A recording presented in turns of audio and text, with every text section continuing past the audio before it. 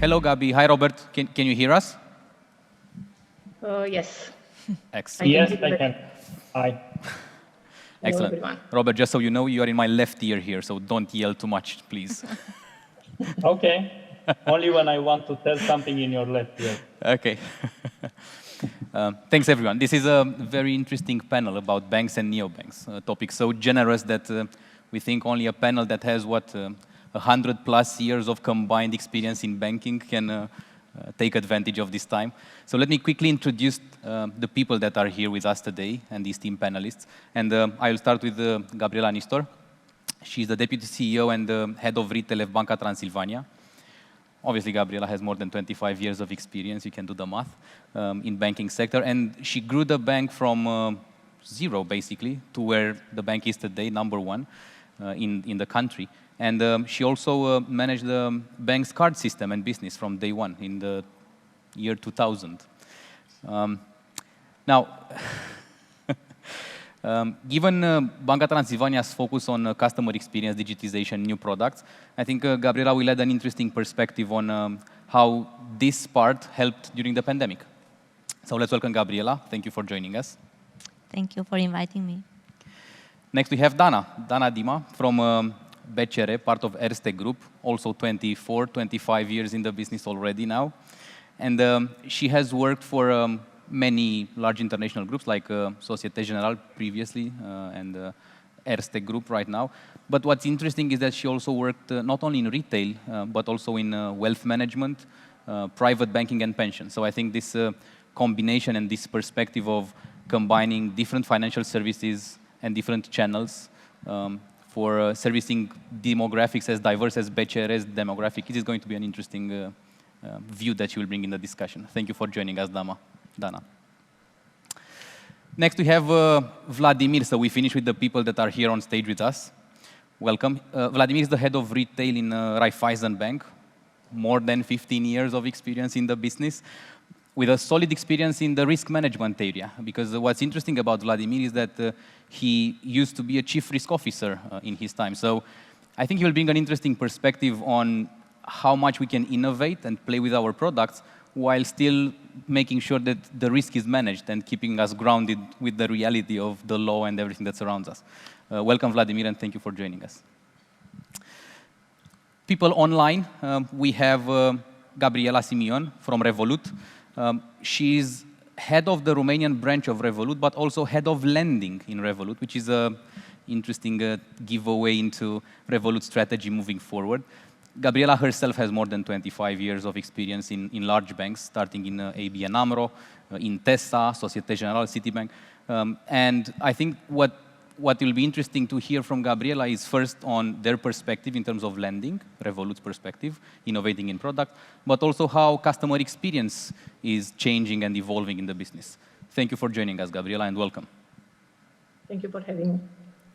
And now from faraway Thailand, Robert Angel, the head of digital and TMB Bank. Robert has an interesting story of more than 10 years in banking and another 10 years in e-commerce and telco. So I think it's interesting to know that he worked for Orange and for ING, so two very important companies in those two segments. And as I said, he now works in Thailand, and he will bring some interesting perspectives, I think, on embedded finance and e-commerce and how that plays with banking, and also share some of the experiences that he is having now in Asia and the Asian market. Thanks for joining us, Robert, and welcome. Nice to be connected again to home. What time is it now in Thailand? It's night, I think. Yeah, that's in Romania. Now it's 9, yeah. Okay, excellent. Right, so we have a lot to cover and not so much time because some of the people will need to catch some planes, so I think we need to finish a bit early. But let's start the first round of discussions around differences and similarities between models. I think we all accept that between Romania and Thailand, between different banks and different value propositions, there are many differences, but everyone has the same core interest at heart, which is delighting the customers and making sure that customers are served in the right way. So allow me to start with Revolut and Gabriela and ask about the elephant in the room, maybe. Are neobanks something niche and serve a particular customer need for the short term, and that's it? Or are they here to stay as competitors to the large incumbent and big banks and become more significant over time? What's your view on that? Well, I guess that everything today has become technology-driven, and neobanks are essentially technology companies with a banking license. So the role of neobanks, at least the way we see it at the moment, is to create value for the customers by bringing disruption in a traditional system and to simplify what traditionally it has always been complicated. So I guess that the neobanks typically start with a simple offer, but strongly anchored in solving a stringent customer need, offering an amazing customer experience, as you rightly mentioned, and better value for money. But this is not enough, and I guess that even if it starts as a revolution, it has to continue as a constant evolution and transformation in order to remain relevant. So everything fintech is hype these days, and I had a chance to listen to some of the interventions today, and I've heard the name Revolut a lot of times. So thank you for that. But on the long term, I think that even if everything fintech is the word of the day today, there will be a consolidation and also a natural selection. So I guess that only the best will survive. And by the best, I mean those who will continue to anticipate customer needs, to build flexible and profitable business models while maintaining lower cost for customers. But if we set aside some exceptional situations, such as the pandemic, it's important to acknowledge that the generations are changing, and along with the change, there is a shift in the evolution of needs, and the generations that we look at, most of us we are looking today, like the Generation Z and the millennials, are among those who have generated the highest disruption, especially in the way we are using technology in the everyday life. So I guess that as long as neobanks will continue to respond to the needs of these digitally native customers, their place in the market is assured. Not necessarily guaranteed, but definitely assured. Thanks, Gabi. And now the real Gabriela Nistor. I just wanted to add what Gabi said before. what I have observed is that the successful neobanks, let's say, or fintechs, started with the real need of a customer, of a niche of the customers. FX, for example, in some specific cases. But that niche, it's not local anymore. So in the past, a niche of the market was a small portion of the market, and it wasn't all the time very appealing to go to that specific niche because of different reasons.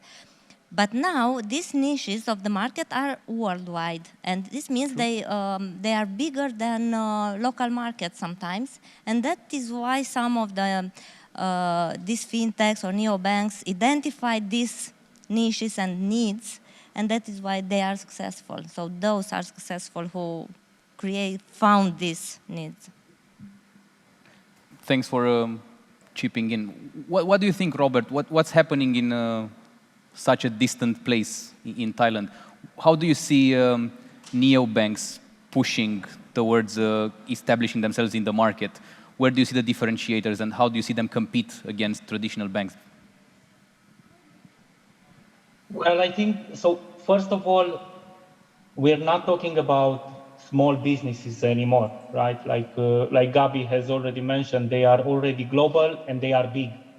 Most of these neobanks are accounting for millions of customers already, so they are already scaled up businesses because of this very well pinpoint need that was very well served with a very good digital proposition, right? So I think neobanks are big, and the entire financial industry, including regulators, need to acknowledge that, right? When they enter into a market, what is important to notice is that they leave a mark. Yeah, they have very rapid growth, and they also influence the digital agenda of banks, of the incumbents, right? I mean, when Revolut entered into the market in ING, I remember we revamped all the FX value proposition. We redesigned all the payment flows. We made sure that we are one of the first banks that are launching Apple Pay, Google Pay, ING Pay, just to make sure that on the niche of Revolut, right, on the payments area, we are there, right? If we go back a bit to the discussion of what is their success, or what success means for banks, I think there are two pillars where we need to look. One is the customer approach, right? Do they have a good value proposition? Do they have a good and valuable customer experience? And the answer is yes. They have it, and it's scaled up, and yeah, they tick this mark. There is, though, a second pillar of success criteria, which is valid for any business, not only neobanks, not only banks, yeah? And the second pillar is their responsibility towards their shareholders. Are they bringing value to the shareholders? Are they bringing positive profits in the end? And I think the major focus in priority shift that will, the major priority shift that will happen in neobanks is that we'll see that they will start capitalizing on their scale and focus a bit more on solving the business model in such a way that they also become profitable. Talking about profitability and maybe the other elephant in the room. We were talking around lunchtime about customer experience. For some people is on their phone, for some people is in the branches. And let me turn to Dana now. Because you have Erste, BCR in Romania, you have one of the largest number of subsidiaries. How did you see the demographics change in terms of using the branches versus online during the pandemic? And how do you see this moving forward? Is it something permanent? Have people moved to digital completely and will never come back to the branches? And what was the role of the branches, and how do you see the future of the branches? First of all, I want to say a big thank you that I am proud that after a big transformation in our branches, you can see BCR like a most extensive network branch in Romania. This means our goal is achieved, yeah. It's true that we have the most extensive network of self-banking in the Romanian country, and we are happy that we offer all our clients the transactions and everything everywhere, yeah. First of all, I want to say that the digital transformation of the branches started more years ago, not now. In our case, we started in 2017 with a clear strategy, because our strategy is to be sure that we are more relevant in retail in Romania, acting like as an advisor for financial health and for prosperity for our clients, and of course growing organically. And this is very important for the branches, because the most important asset of the branches are people. And of course the transformation was started in 2017. In pandemic period, everything is accelerated, it's not stopped. And I want to say that we started in 2018 when we developed George platform, like an ecosystem. We took a very tough decision, and I remember very well the discussion with my team, that we started to implement in the branches the same process like in online. So starting with onboarding, current account, cards, cash loan, credit card, overdraft, insurance, everything, we have the same process in the branches, and this helped a lot, because Romania needs to have real lesson, yeah, not only for financial education but also for digital. So our branches become real school for digital for our clients, and this help a lot not only in the 2020, but help a lot for entire period to increase more than 60% all the products sold in the branches in digital. So we have this smart, I can say, approach, like a process. We saw it and we introduced the smart advisory concept, which is also very important because having this environment with digital process in the branch, you can offer a chance for our colleagues to work no matter where they are, in branches, at home. By the way, we introduced the teleworking in the branches. I think it's a big decision. In contact center to work real remote with clients, and we work real digital. So this transformation, it's not only in technology, it's about people learning technology. And another good and important thing what we implemented, and not only in BCR, and I'm sure that also our colleagues implement it, it's about how we manage the clients in the branches. Yeah, smart appointments, having time for clients, advising them, involve our people to be sure that the clients have trust. Because in all technology, and every time when we develop technology, we think about what the clients can see in us, yeah? How can understand the process. And looking on Romania, Romania is not only Bucharest, and you know already, yeah? Not Cluj, not Timișoara only. We have only 65% bank population, and a big discrepancy between the people who accepted digital, banking digital, and the others. So, in our opinion, pandemic represents a period where we accelerated the things, yeah? I'm sure that all of us, we recorded a lot of increasing about digitization of the clients, and this will be not stop here. I'm happy, I can say that I'm happy about this period, because we develop a lot of things.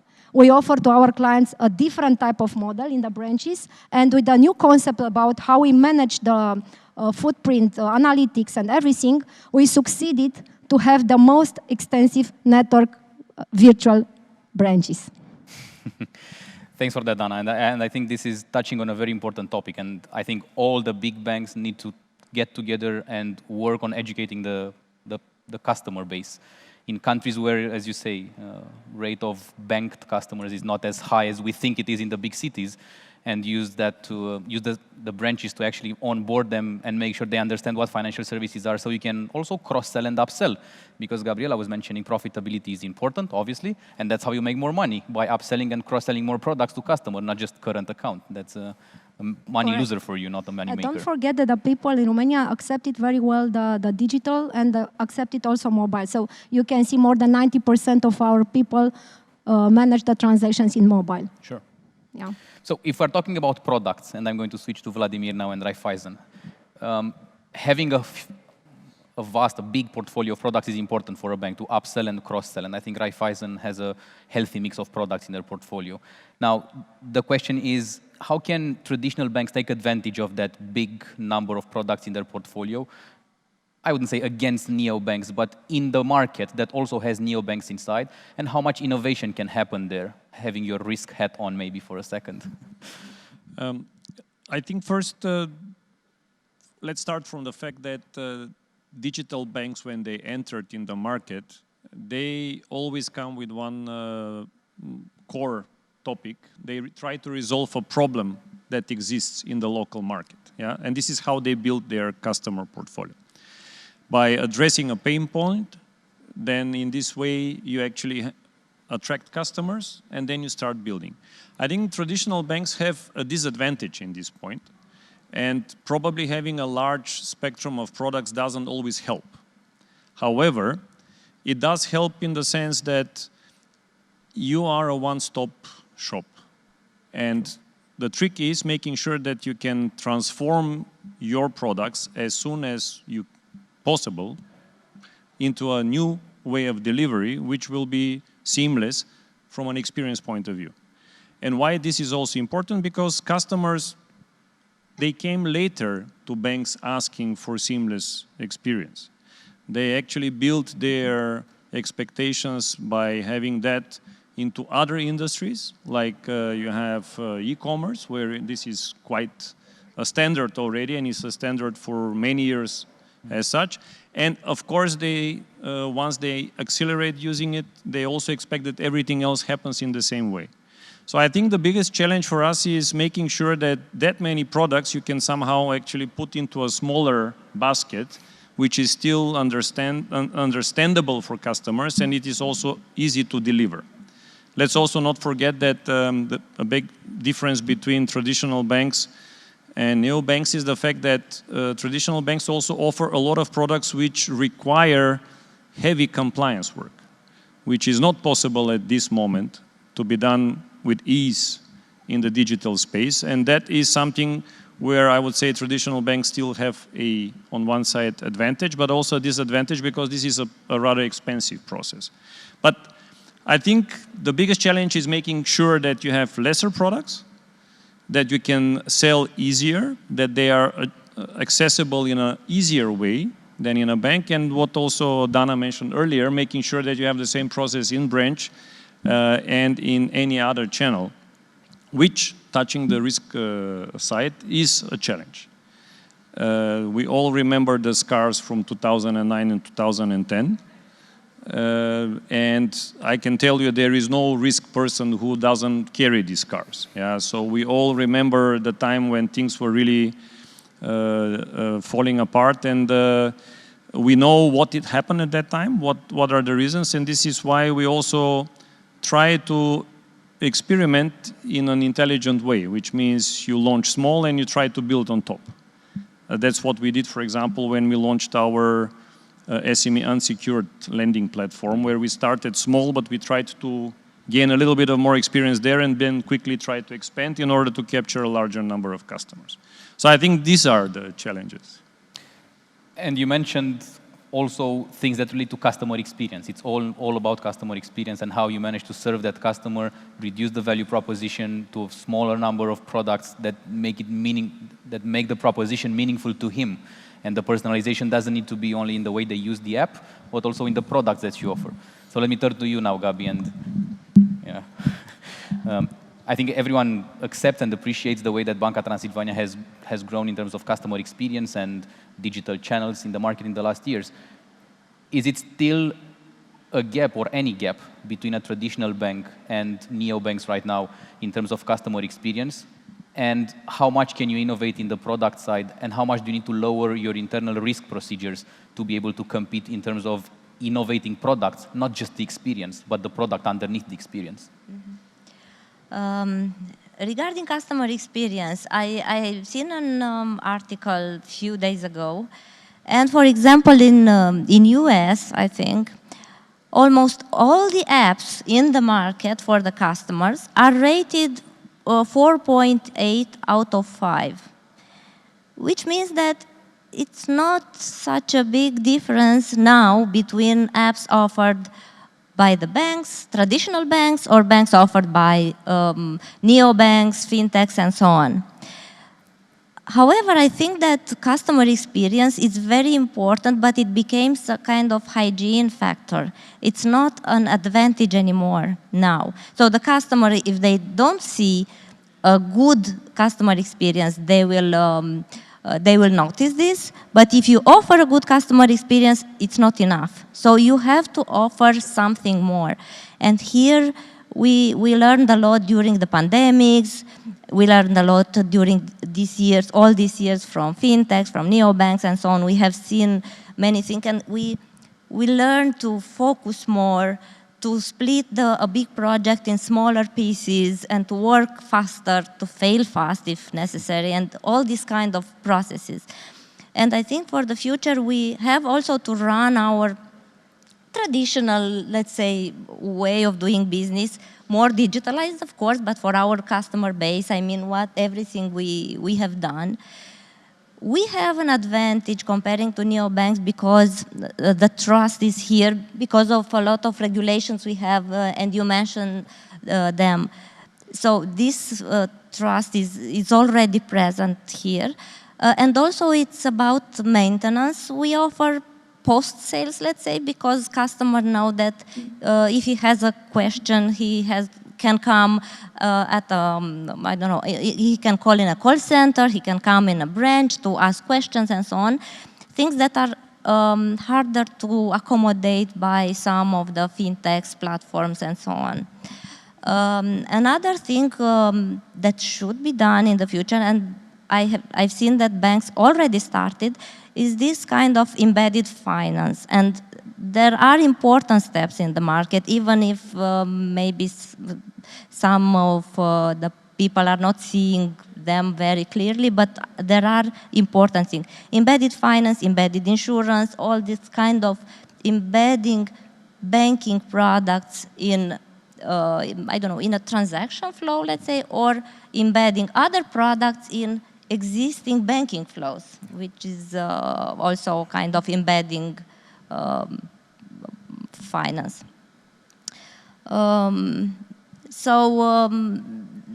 It's quite hard to do because, as I said, we have to run the existing business, but to innovate also this new business and new business models. And I think banks have many things to do for the future in this field. But in the end, I think that we are here to show what we can do for the future. And I think this journey presents challenges also from a systems and technology perspective, because it's obvious that you want to personalize, you want to build products for your customers that are specific to them, but sometimes your internal systems don't allow for that to happen. And there is a need for technology to support, and maybe that's a topic we can explore more. True, yes, we can go here in the direction of APIs, more APIs above the existing systems, and we can use also for how to balance the customer experience with the risks involved. We can, let's say, use more tools in the future. I don't know, scoring the transactions from the risk perspectives and all these kind of things. Many, many things to do. Because you mentioned embedded finance, and because I know you have a plane to catch in 1 hour and some minutes. Let's discuss a bit about embedded finance, because I think I want to get your opinion and to understand if you think that social media channels, e-commerce sites, banks being present at the moment of purchase in front of the customer is the future, and how do you see yourself, Banca Transilvania, get a slice of that embedded finance? As we now see many e-commerce shops and e-merchants building their own credit propositions. We see more neo suppliers of buy now, pay later, split payments, loans coming into the market and taking a slice of that market. How do you see yourself as Banca Transilvania taking a slice of your own? I think, for example, buy now, pay later, I've seen in the Romanian market even before this buzz on the at the international level, because we had these loyalty programs in the card market called Rate Zero Dobândă at the point of sales offered. So we already have this. We have a STAR program. It's very developed. We have 17,000 merchants involved in this STAR program, and we have these installments with no interest offered at the point of sales and recently online also. So we have this already. So here I don't see too many things to be done. We have also a subsidiary, and they are starting offering this kind of buy now, pay later products, including online, with embedded finance, because during the process of buying a product, you can access a loan. So I think we have done a lot of steps, but many, many things can be done. On the other hand, it's important also, because you said a very important thing. You have to go where the customer is. In the embedded finance, you have to be where the customer is. And if the customer is on my mobile payment application, on BT Pay, for example, on our mobile wallet, we offer now embedded insurance, because customer is here, and if the customer apply for a credit card full online, he can buy an insurance policy on the same process. So this is embedded finance, let's say. True, absolutely. But there are, of course, a lot of things to do, because there are other merchants, and we are interested to to use any opportunity we can find in the future. Absolutely. I always say that there is an ecosystem, and it's either the bank being part of the ecosystem or building an ecosystem of their own. And this effect, yes, as a network. So absolutely. True. Thank you. Let me turn turn back to Revolut and Gabi, and talk about product differentiation. And I promised in the beginning of the discussion that I will ask you at some point about that. So let's talk about how you plan as a neobank to diversify your products. I mean, recently I just opened up accounts for my kids, 6 and 9 years old, so that's a new product. I appreciate that they have their own cards, they're very happy, financial education is there. How about personal loans? When will we see a retail mortgage branded by Revolut? What's your strategy as a neobank moving forward in that space? Well, obviously, we are kind of true to our vision to deliver a customer super app for everything money. Yeah, so we actually want to offer everything at just a few clicks away. Basically, right now in the app, you can make payments, save, invest, do trading, offer financial education to your kids. We have recently added also some lifestyle products. So we have a product that is called Stays, where you can book your whatever hotel all over the world, and for some paid subscriptions, you can get up to 10% cashback instantly. So we are trying, and I've heard this, from Vlado and from Gabi as well. And I think that somehow everyone is going to the same direction. So even if you, as a neobank or as a fintech, you start as a one-trick pony, so you are trying to resolve a problem. If you are not going beyond that, and if you don't continue to stay relevant to the customer, that will not go the long way. So. We are also working on that. Yes, we are preparing now the landing proposition. It is already available in Revolut in some other countries, and there are a couple of 3-4 more countries that will go live in the next period of time. Right now, our roadmap includes only consumer loans and other products associated to that. But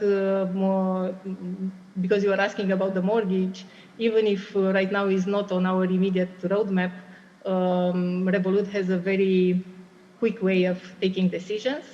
And there is a list of 10 bets that the company is willing to explore. And if that makes sense, it can become a priority very fast. So on that, I don't know, looking at how the mortgage market has evolved in the last year, which it's amazing. We haven't seen this kind of growth for years. Who knows? Maybe we will build something we will launch a mortgage product, and I'm sure that we can become as relevant as for the other products on this side as well. Hurry up, everyone is trying to move into a new house now with the pandemic and have a bigger home office. So yeah. we've heard from Dana about their teleworking in the network, I think. Working from home, so everyone needs a new house. Robert, let's go back to Thailand.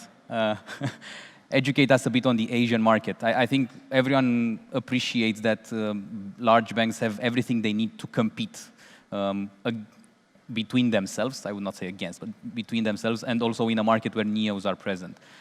What is the main differentiator in Asia? How do people there look at customer experience? Is it hygiene as it is in Europe, in the US, as we learned? Is it something still developing there in some poorer countries maybe? What's your view on that?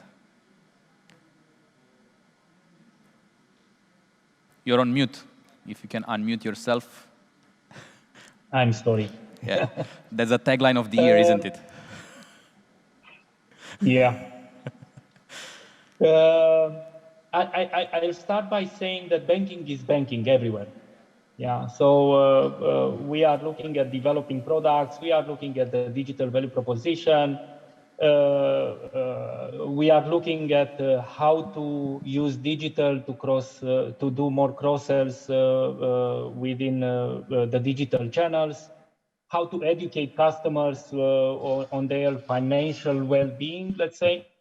So this is really consistent with what we are doing back home, let's say. But there are some specificities of the society and of the market which are really, really impressive and different in Asia and in Thailand. The first one I would mention is that there is a super fertile environment for digital banking. Actually, Thailand is the country in the world with the highest adoption of mobile banking. 65% of the population was using a form of mobile banking or mobile wallet 2 years ago. Now it's grown up. And this you can see everywhere. I mean, I am paying with my mobile through a QR code at the market when I'm paying for tomatoes and when I'm buying them from a 60 years old lady. Everybody uses mobile payments and uses a form of mobile banking. I've really been cashless since 18 months ago. And at the banking market, this means that there is a super high opportunity to embrace this digital opportunity. I will give one example. So the instant payment infrastructure in Thailand has launched 5 years ago.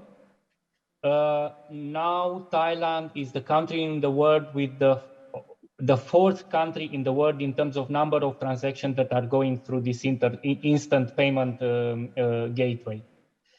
And this is not only about Thailand. Actually, in top 5 countries in the world, there is only one country that is not from Asia. So India, China, Korea, all of these countries are in top 5. A second characteristic, which is very specific for Asia, is that all countries have very entrepreneurial societies, I would say. 65% of the active population is actually working as self-employed. So only 35% of the population is employed, actually, right? Which for banking means that all the lending activity becomes very, very complicated. And it also makes brings a lot of opportunity for super apps. And I'm giving one example, the app, which is the corresponding of Uber in Romania, which is here called Grab, is already offering small lending to the drivers based on the information that they gather through their app. So there are a lot of opportunities of mobile wallets and fintechs that are entering into the market, especially for this small loans opportunity. And another, the third, I would say, characteristic that is very specific for Asia is that they are vertical society. So whatever the regulator says, it happens, and it happens with no questions and with no real, I don't know, challenges. This also happens back home in Europe. But I think the regulators here are a bit much more in control of the banking agenda. So now a lot of countries in Asia, for example, are developing their own national digital currency. Cambodia, a country that we remember from the movies with Rambo in the 80s, right? They already have a digital currency which is running. It's launched. It's basically targeted on remittances. It's fixed on the dollar. It's working already for the country, right? And then all these other set of countries that are working on this, these are not only plans, PowerPoints, talks, roadmaps. These are really products that are available in the market. So I would say these are the three specificities of the market here. They have a fertile environment, a lot of opportunities for super apps, and this vertical society that is enabling the banks to cooperate faster to launch common initiatives. Thanks a lot, Robert. Very insightful. I was as surprised as I was to learn a couple of months ago that majority of the peer-to-peer transactions are happening in sub-Saharan Africa. And it's a push because they don't really have infrastructure. They don't have roads. They don't have ATMs or the biggest network of whatever physical devices to interact with. And they need to send money over SMS to each other. So this is the market and the specificity pushing technology and pushing in digitization and innovation in a way. Thanks for sharing those insights. Very interesting. Dana, let me... Always welcome. Thank you. Let me come back to you and discuss the way that propositions will evolve now in this whole context of ecosystems and partnerships. You launched some time ago Casa Mea, and the way that a customer would take a mortgage from BCR has changed dramatically. How do you plan to evolve that even further into an ecosystem and build this concept of servicing the customer need, which is to buy a home, not take a mortgage, and embed there maybe furniture providers or vacation providers or some other types of services that they would buy with a credit from your bank, right? How do you see this proposition evolve over time? First of all, I want to say thank you to all our banks in the Romanian market and also our partners and companies who developed a lot of those things. In my opinion, the competition is very important and I enjoy about the competition. I said this 2 years ago, I think when we started this conference, I said that at that moment to Revolut that I want to say thank you that they exist because they can generate better and better competition for us. Looking on the personalization of the services, I'm happy to say that in our concept, it's not only about customer experience because this we succeeded a lot in George platform, so we have a better customer experience there, and not because we develop design thinking, everything in design thinking model, everything with our clients, but because we decided to see in George an open banking concept, and this open banking concept is not only an application for mortgage, yeah, it's about real to offer to our clients the chance to match their needs directly in George, directly in store of George. So this means, for example, now, not in a few years, but now, the clients can enter in George in store and they can find and they can subscribe to the medical services, yeah, with Regina Maria in the country, you know already, and with a very, very good price. So only in George they can enter and they can have these services. They can find in the George store also the, for example, antivirus solution from Bitdefender. It's very important, not only for the private individual, but also for the companies, yeah.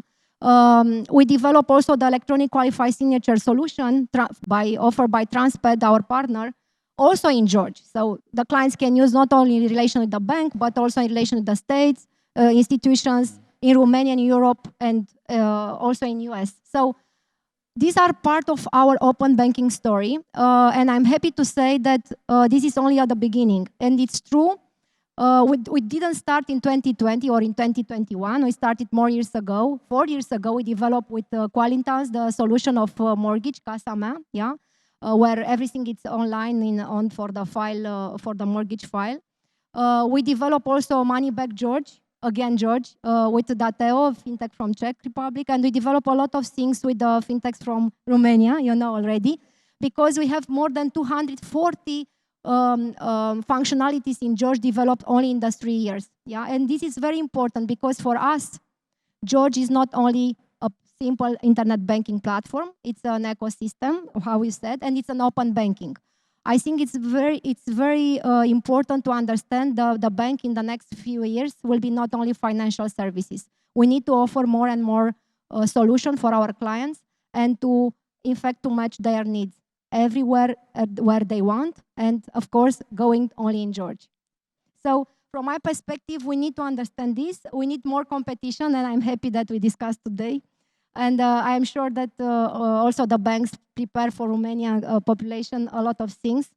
But we need to understand how do we want our customers bank with us for the future. And if we have an answer for this question, I'm sure that in probably 5 or 10 years, we'll see more bank population with more education from financial perspective, from digital perspective.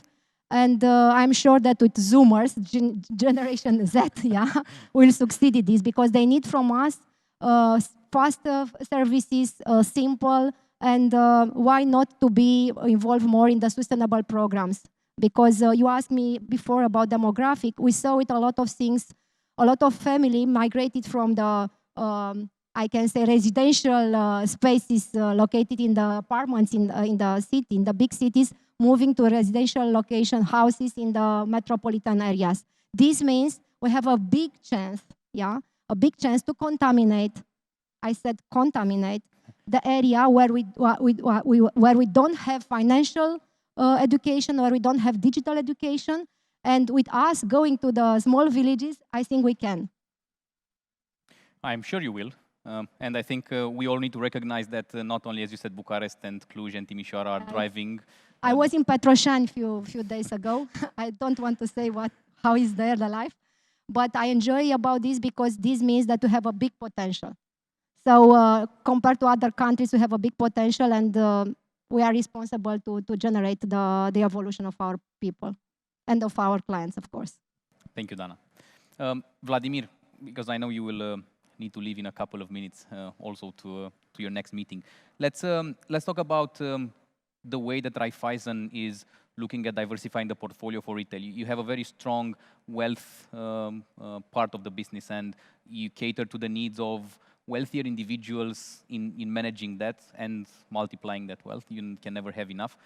How do you plan to take that one step lower in terms of educating your lower end, let's say, retail customers to start investing, to start using new products, and to actually engage with financial services in a different way than they used to do in the past?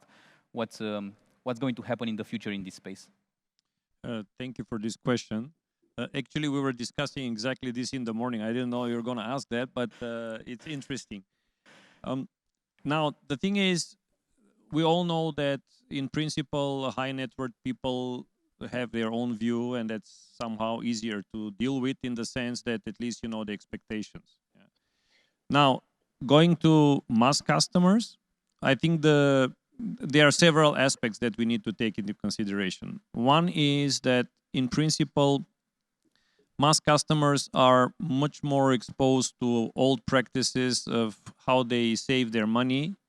And this usually is either deposit or the other option is you buy some sort of a foreign currency which you believe is going to be more stable than other foreign currency. Yeah.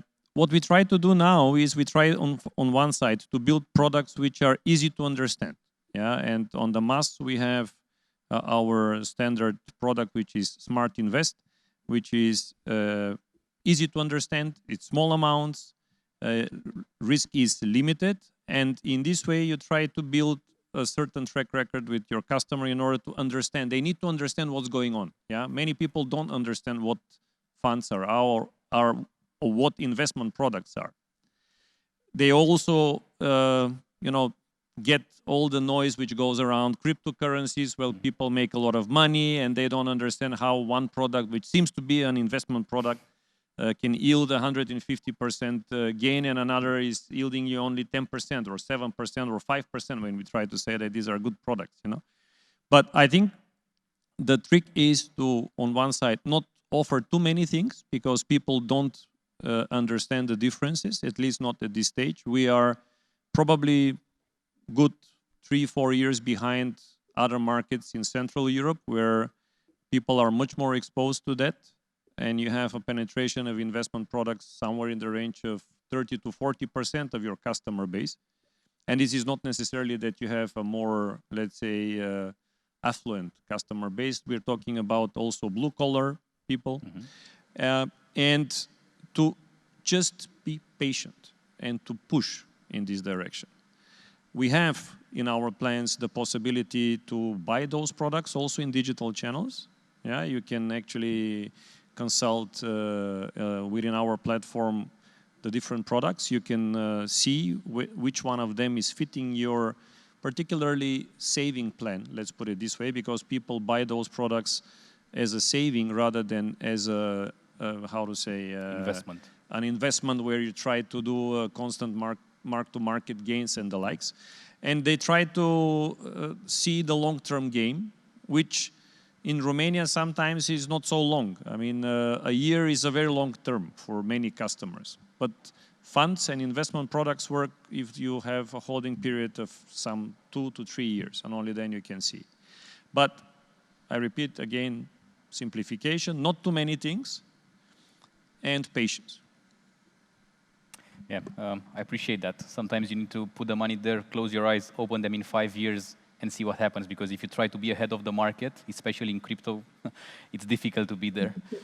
The markets are open while you are sleeping, so how can you be in front of it?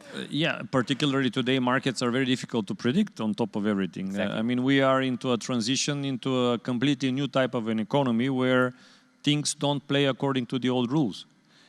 So it is important that on one side, there is a small part of customers who are willing to risk more, and then you should offer products which are on the higher risk side, which means you have a potential high return, but also a potential high loss possibility. But the real mass customer, I think they are much more into the direction of conservative investment. Clear. Thank you. Let's end on a high note and understand from each of you how you are setting yourselves up for success moving forward.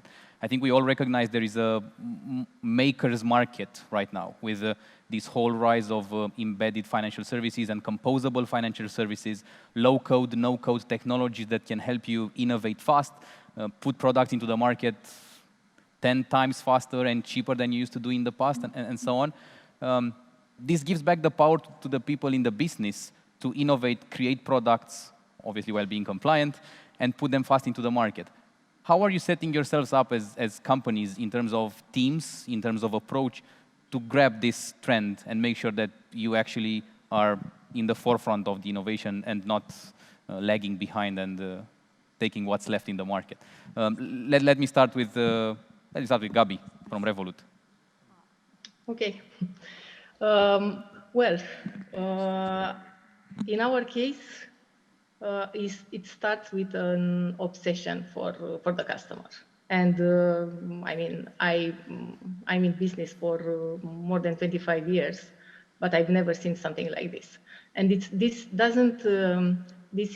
is not only related to how product people or designers are looking at it, but it's a conversation, a main conversation for the top management. Yeah. So everyone is talking about customer experience. Everything is challenged. We are not building by perception, so it has to solve a clear customer need that was somehow proven by the success of others, but what we find out from the studies that we are conducting. So it's this is the first thing. Then, as I said, there is always a list of the new things that can potentially make sense from customer and business point of view, that are undergoing through this iteration of feasibility, and only that they can be implemented. So you cannot say, okay, I want to launch this product, and then you follow all the processes that we were following when we were in the banks. You go through the new product committee, you do a business case, and then you implement it. No, so it goes through this scrutiny first, and then you just do what it makes sense. As I mentioned, this is a technology company mainly, so it's very important to build to use the latest technology and actually put technology at work for the customer. The flows are really good. The technology is scalable. It's totally reusable. So if I'm taking the loans part, then we are starting from what was developed in other countries, and we are just like a pieces of the puzzle. We are creating another customized image for how the flow in Romania has to look like. Well, in a nutshell, it's the fact that everything is scalable, reusable, collaborative, and it has a very quick time to market. Thank you, Gabi. Very interesting. Dana, when you look at the teams, the people in the bank, any changes needed? Every time we need to change something, but not only the people, yeah, and not on the skills. Looking from external side, you can observe that the banks, and in our case, we are quick moving towards becoming a technological company, yeah. Developing everything fast with new skills, with new technologies, but I want to come back to the people, exactly what you asked me. Starting with George model in 2018, we developed the first digital labs. At that moment, everybody discussed about labs like something wow, yeah. Now we discuss about 10 labs, yeah, and all the people, product owners from my team, IT guys, sometimes risk, sometimes marketing and communication stay together and working for the same goal. Yeah, the goal is to create the real customer experience end to end, because this is what in the past we lost. Yeah, and in fact, it's about how we work together to create the good life for our clients, because if they will have a good life, we'll have also good life, yeah, like our companies. It's very interesting because, and I know that probably I'll not be so well received by somebody, but from my perspective, agile is not something new, because everybody discuss about a new way of working based on agile principle. 25 years ago, yeah, we work agile, but we didn't call agile, we'll work team. Yeah, we'll work like a team. Today we discuss about agile, but in fact it's about team again, yeah. Because the people working together can create more value for the companies and for clients than working separately. From my perspective, this is the future. Even if today it's called agile, even if 25 years ago it's called team only, simple team. From my perspective, creating these more high-performing small teams, working fast and trying to create sufficient, I can say, sufficient concept for the future from the technical perspective, but also from the customer's perspective. This will be our main goal. And I think we have only one question: how will be in 10 years? Probably will be Agile 4.0 or I don't know, 6.0, yeah? I don't know how we'll call, but the most important thing is to remain a team and to work together. Thank you. Vladimir, anything to add? Robert, from your side on this topic, on how you're setting yourselves as a bank, as a business, the teams, technology, to take advantage of this? From our perspective, I think the biggest change that I see is that business people start to understand much more technology itself. True. And limitations and advantages. So they are now actually a very powerful driving force in terms of what do we choose to build for the future and what technology we try to use. And the other is the direction of people from IT who start to understand business a little bit better. So it is not delivering a solution that someone describes, but why this needs to be delivered in this way and where are the advantages, and also why do we want to build it in this way or that way in order to be able to construct on top of it. So I guess what our colleagues in Revolut have as an advantage is understanding technology and trying to bring it to the business.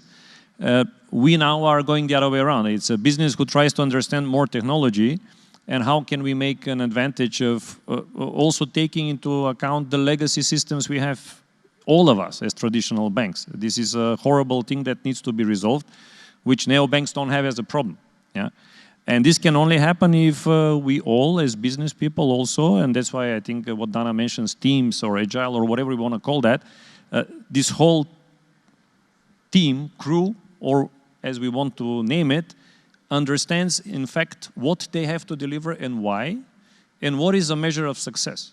Because at the end of the day, we all need to make money out of this. Yeah. Thank you. Robert, anything to close off with from your side? No, I don't want to repeat what my colleagues have already said. Maybe just to sum it up, in the end, you have technology which enables all our initiatives, right? We have the people which need to drive the business, and then we have the customer who is our end goal, our final mission, right? Thanks a lot. And just summarizing, I took a couple of notes. I think it was a very interesting discussion, and I want to thank you all for participating, both from online and here in the room. I think we all recognize, and we covered a lot of ground, we all recognize that customer experience is hygiene, as Gabi mentioned.